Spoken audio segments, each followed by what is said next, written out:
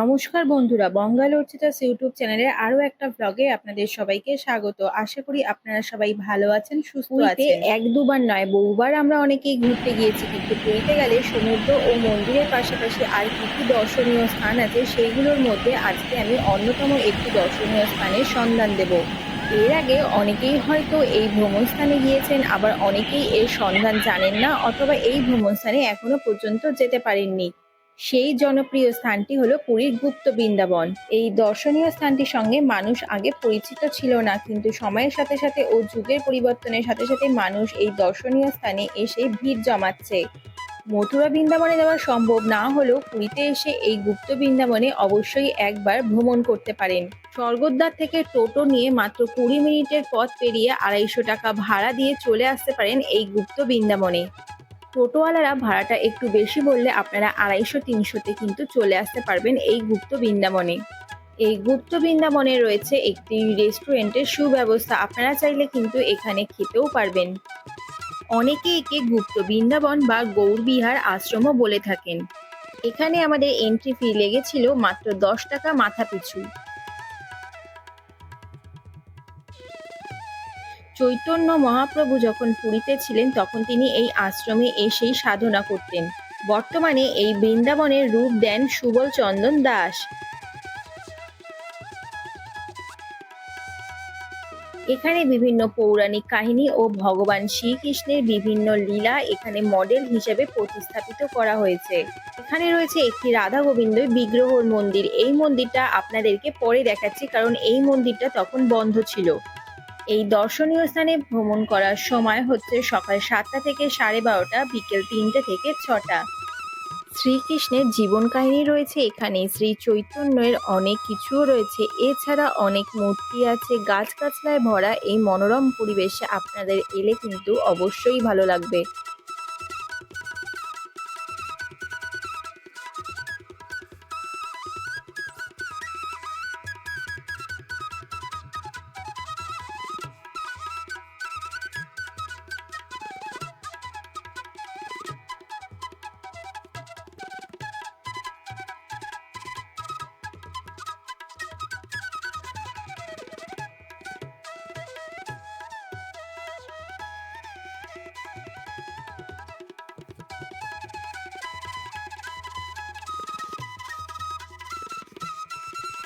এখানে আসতে চাইলে আপনারা বাইক অথবা স্কুটি ভাড়া নিয়েও আসতে পারবেন।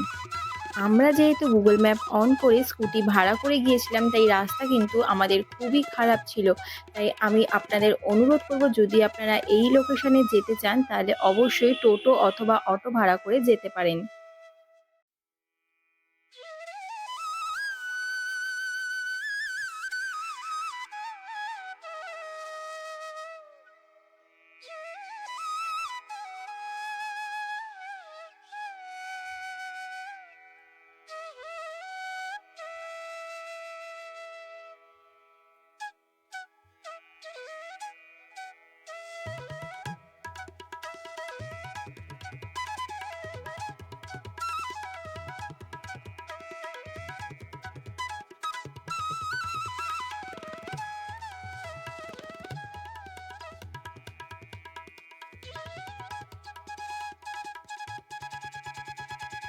আর এই গুপ্ত বৃন্দাবনকে দেখে মনে হয় যেন গোটা বৃন্দাবনকেই এক জায়গায় প্রতিস্থাপিত করা হয়েছে।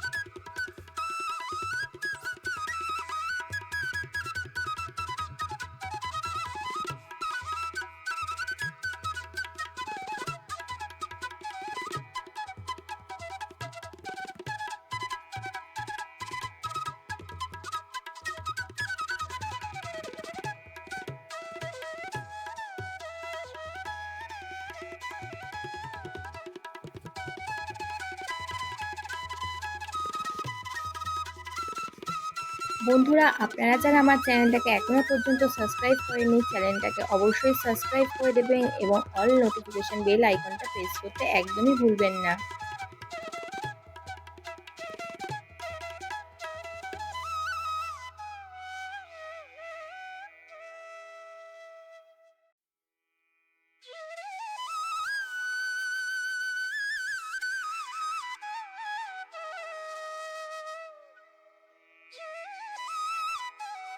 চৈতন্য মহাপ্রভুর জীবনের শেষ ২ দশক পুরীতে অতিবাহিত হয়েছিল, যেখানে তিনি শ্রীকৃষ্ণ এবং তার সহধর্মিণীদের, প্রধানত রাধার জন্য ভক্তি আকাঙ্ক্ষায় নিজেকে নিমজ্জিত করার জন্য মনোনিবেশ করেছিলেন।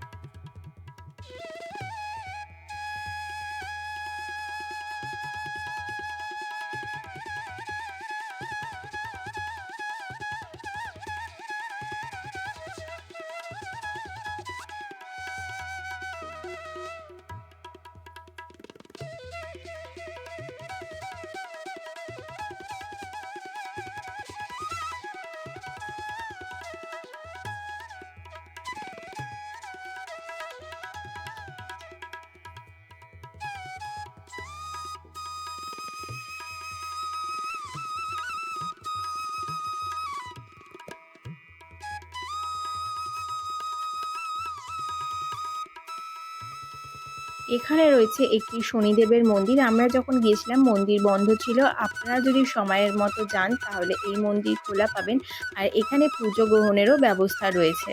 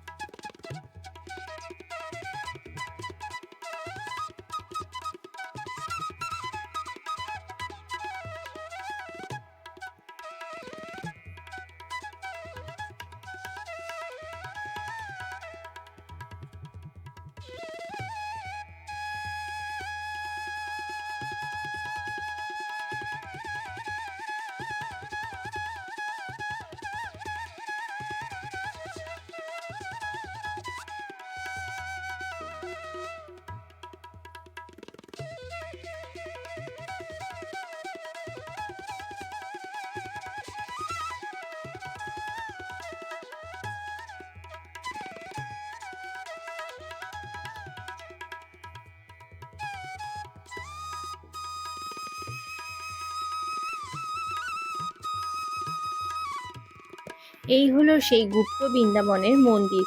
এখানে এলে কিন্তু আপনারা ভগবানের পুজোও দিতে পারবেন। এই মন্দিরে গেলে আপনারা আপনাদের সামর্থ্য মতো অনুদান দিতে পারেন। এই মন্দিরে কোনো প্রসাদ গ্রহণের কিন্তু ব্যবস্থা নেই।